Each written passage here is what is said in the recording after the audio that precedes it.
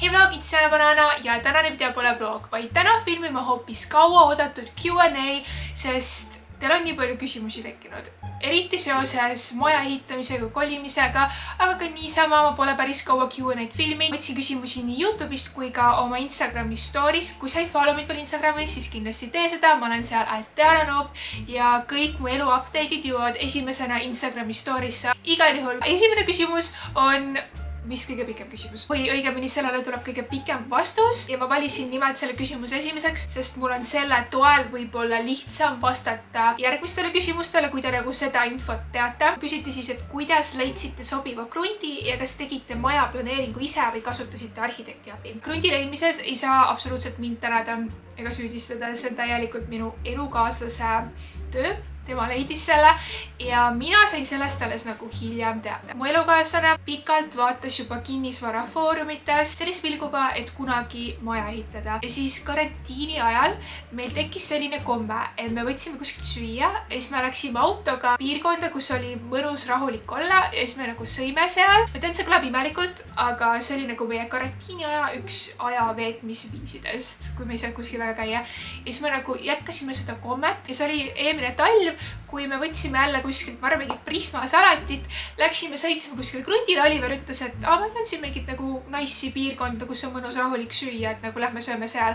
Ma olin nagu okei, ja siis me mingi sõin rahulikult oma salatit ja siis ta küsis mu käest, et nagu, mida sa arvad sellest krundist? Mida te ei tea, on see, et seal oli juba poolik ehitus peal. Me ei ostnud seda krunti tühjana, vaid me jätkasime kellegi teise ehitust siis. Ma vaatasingi, et kellegi teisel on seal ehitus pooleli. Seal oli täielik Twilight vibes, et teate, ma olen obsessed Twilightiga just selle nagu estetiku pärast. See oli nii rahulik, seal oli nii vaikne, see oli nii ilus, see lõhnas nagu metsas ja ma käin hästi tihti, nagu te teate, mulle meeldib käia peiliga metsas jalutamas ja üks põhilisi põhjuseid on see, et see maandab stressi ja see koht lihtsalt seal olemine, mingi salati söömine maandas mul stressi ja siis ma ütlesingi, et kui me kunagi vaatame maja, siis palun otsime midagi sarnast, see on lihtsalt nagu imeline, see on lihtsalt täiuslik. Ja siis natukene aega läks mööda. Siis ta küsis mult, et kas sa mäletad seda krunti, kus me käisime söömas ja kus sulle täiega meeldis ja ma olin nagu jaa, et kas sa tahad uuesti sööma minna, davai, ma olen nõus, see oli nice olla, onju. Ja siis ta oli nagu, et ei, tegelikult see krunt on müügis ja me võiks selle ära osta. Mina terve aeg mõtlesin, et keegi teine ehitab seal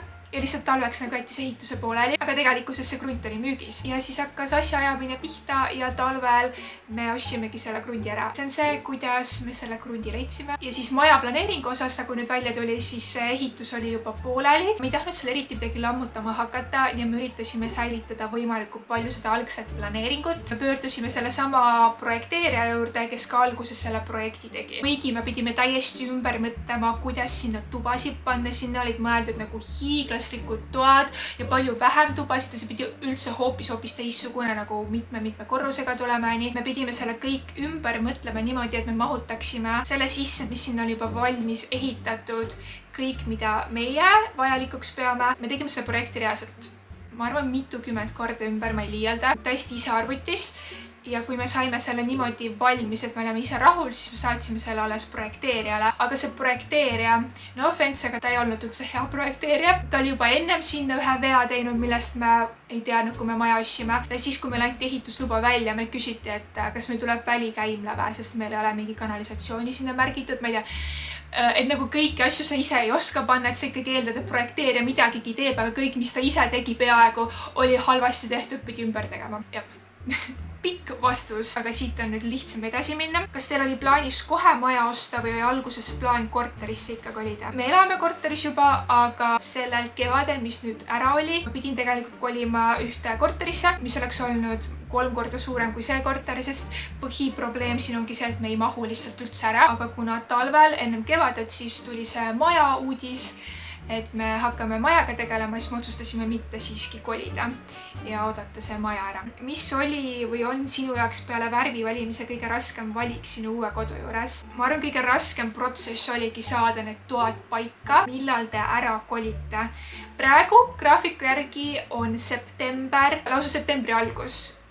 See, kui me saame võtmed kätte, aga meil pole selleks ajaks veel kööki ja asju. Väga loodan, et me ei pane graafikust liiga palju mööda ja saame ikkagi septembris sisse. Kui palju on mehel sõnaõigust maja ehitusele sisustusel?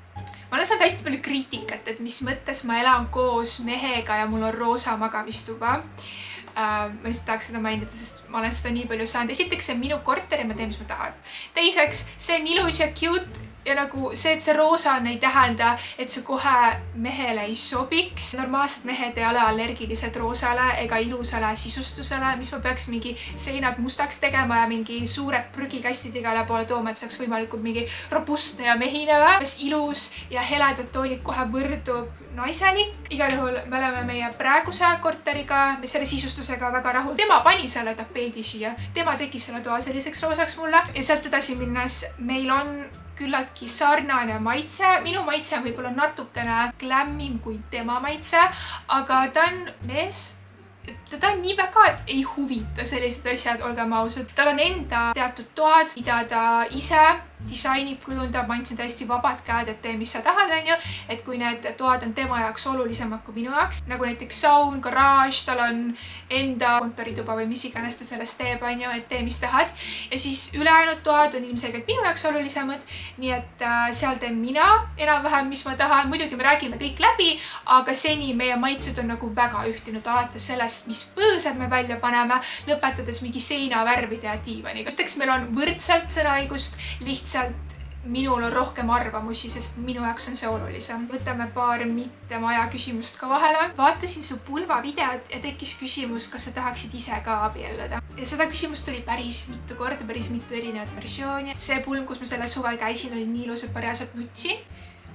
Aga see pani mind ka mõistma, et võib-olla selline klassikaline tseremoonia pole päris see, mida ma soovin. Ma tean, see on väga ebapopulaarne arvamus ühelt naiselt, aga ma pole kunagi olnud selline pereabielu sellistest asjadest unistaja. Ma olen unistanud võib-olla elustiilist, ma olen unistanud teatud karjäärist, ma olen unistanud armastusest, aga ma pole unistanud konkreetselt abielust. Ja ma arvan, paljude jaoks on pulmad see üks eriline päev, kui sa teed endale ilusa meigi, sul on ilusad juuksed, sul on ilus kleit ja siis kõik kaamerad, kõik silmad on sinu peal.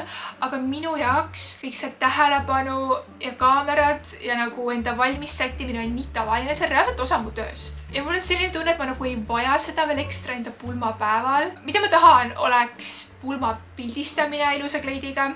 Ikkagi, et nagu mälestus jääks, on ju. Ma tahaks mesinädalaid, see oleks ülilõbus, aga see tseremoonia, pulmad ise, ma isegi ei tea, kas ma üldse tahaks teha nagu tseremooniat. Rohkem kui minu ja selle inimesega, kellega ma abiellun. Ma võin muidugi ümber mõelda. Kirjuta mulle kommentaaridesse, kas sina unistad abiellumisest ja perest, sest see on mingi põhiteema, mida te mul kogu aeg küsite. Siis keegi küsis, kas sa võtad veel pille, sa ühes videos mainisid, et jätad maha ja ma panen selle kokku sellega, et küsiti, kas ma jälgin enda toitumist ja kas ma olen alla võtnud. Jah, ma lõpetasin pillide võtmise eelmisel sügisel / talvel kunagi seal perioodil ära. Need tekitasid mulle kõrvalnähte ja üks nendest oli kaalutõus. Ma võtsin lühikese aja jooksul ikka päris mitu kilo juurde ja see oli siis, kui arst ajas pille sassi. Ma ei mäleta, kui palju ma võtsin, äkki mingi 3 erinevat pilli paari kuu jooksul või 4, ma ei tea, seal oli mingi arusaamatus ja hormoonidest tekitatud kaalutõusu. Sealt on päris raske, ma olen kuulnud, alla saada, ma ka ise tunnetasin. See oli nagu teistsugune kaalutõus. Kuna seda oli raske teha, siis ma ei olnud selles pikka aega ka edukas. Ma nagu üritasin hästi pikalt, aga ma kogu aeg nagu kukkusin tagasi mugava toitumisstiili juurde. Sest ma olen alati olnud see inimene, kes eriti kui ma liigun, ma võin põhimõtteliselt kõike süüa.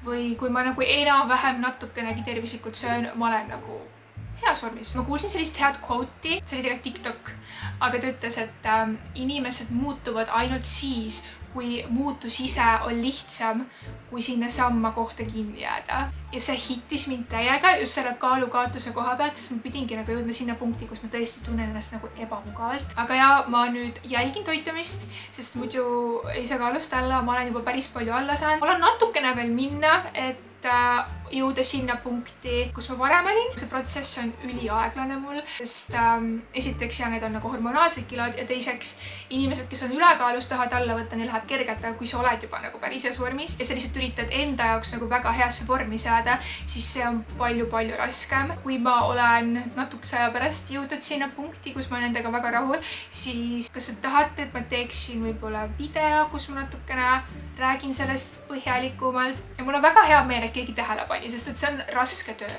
See on reaalselt olnud väga raske töö, seda paari kilo alla saada, aga see muudab nii palju lihtsalt. Räägi palun enda huultest, kus lasid teha ja nii edasi, need näevad lihtsalt nii head välja. Ma ei tea, kuidas sellele vastata. Sellele ma ei vasta, kus ma lasin teha, lihtsalt sellepärast, et ma ei ole sellega nii rahul ja ma natuke kritiseerin seda.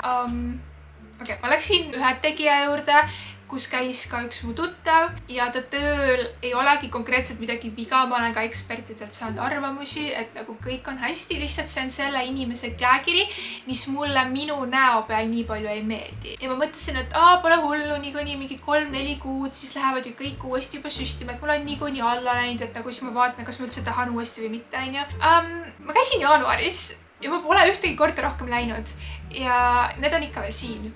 Need on natukene alla läinud, aga ma ei tea, mida teistele süstitakse või kes neid süstib ja nagu kuidas need üldse ei püsi. Võib-olla nad lihtsalt ise kujutavad ette, et ei püsi, ma ei tea. Igal juhul mul on need liigagi hästi püsinud ja ma ei suuda oodata, et nad alla läheksid. Neid saab alati lihtsalt ära lahustada. Ma olen suht nagu kahe vahel, et kas mulle meeldib või mulle ei meeldi. Need ei häiri mind liiga palju, lihtsalt ma näen, et saaks nagu teistmoodi. Aga aitäh, mul on hea meel siiski selle kohta komplimente saada, see natukene parem ikka ennast paremini tundma, kui ma olen nagu selline kahe vahel natuke, onju. Kolimisest rääkides. Keegi alati puurib siin ja ma ei saa aru, mida ta puurib nagu mingi mitu aastat juba. Mis on kõige ägedam tuba, mille üle sa most excited oled? Arvatavasti garderoob, sest mul pole kunagi olnud garderoobi, mis on tuba. Mul lihtsalt on nagu mingi väiksed pisikesed kapid, kuhu mul riided ära ei mahu. Ja kui ma teen ukse lahti, siis kõik asjadest lendavad mulle kaelast, mul pole piisavalt palju ruumi. Ja ma olen väga excited garderoobi pärast. Kas sul on midagi paranormaalset juhtunud? Ja ma panen selle kokku ühe teise küsimusega, kus küsiti, et mis on kõige õudsem unenägu. Ma ei tea, hästi palju uuriti unenägude kohta ja see ei ole paranormaalne ega midagi sellist, ma arvan, võib-olla mõni kategoriseeriks selle alla, aga kas sa oled TikTokis kuulnud seda, et paljud räägivad lucid dreamingust, ehk see on see, kui sa saad enda unenägusid kontrollida, et sa nagu öösel saad aru, et sa näed und ja siis hakkad enda unenägu kontrollima, onju. Kui sa lucid dreamimise ajal lähed inimestega enda unenäos rääkima ja ütled neile, et sa tead, et sa näed und ja et sa lucid dreamid, siis nad ütlevad õudseid asju umbes, et sa ei peaks seda teadma või et sa ei tohi siin praegu olla või ma ei tea, mingid sellised creepy'sid asju. Mul juhtus nii üks, et ma lucid dreamisin.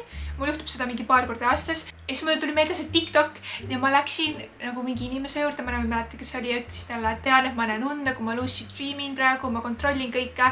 Ja ma isegi ei mäleta, mis ta vastas, aga ta ütleb mitte midagi imelikku, nagu kedagi ei huvitanud. Nii et see TikTok on täielik vale, vähemalt minu puhul. Viimane küsimus, kuidas läheb? Ma vastan sellele ka. Mul läheb praegu väga hästi, mul on ülikiire ja exciting aeg elus. Can't wait, et kolida, et maja saaks valmis ja lisaks ka mul on üks hästi põnev projekt sügisel tulemas, ma loodan, mis viib mind väljaspool YouTube'i ja mida ma loodan, te kõik saate näha, aga ma ei saa sellest praegu pikemalt rääkida. See oli viimane küsimus, millele ma praegu siin vastan. Ma olen nii pikalt filminud, ma ei tea, kui palju ma siit pean välja lõikama, et mingi normaalse pikkusega video kokku saada, aga ma loodan, et teile meeldis see video. Kui sulle meeldis see video, siis kindlasti sellele thumbs up ja kui sa jõudsid selle video nii lõppu, siis jätta alla kommentaaridesse, kirjuta alla kommentaaridesse desovahend, sest mul on siinsamas desovahend ja siis kõik on hästi confused ja see on teile karistus selle eest, et need ei ole video lõpuni jõudnud. So, kirjuta alla kommentaaridesse desovahend, kui sa oled jõudnud selle video lõppu. Kui sa pole veel subscribe itud selle kanalile, siis kindlasti tee seda. Aitäh vaatamast ja ma näen teiega juba järgmises videos. Tšau!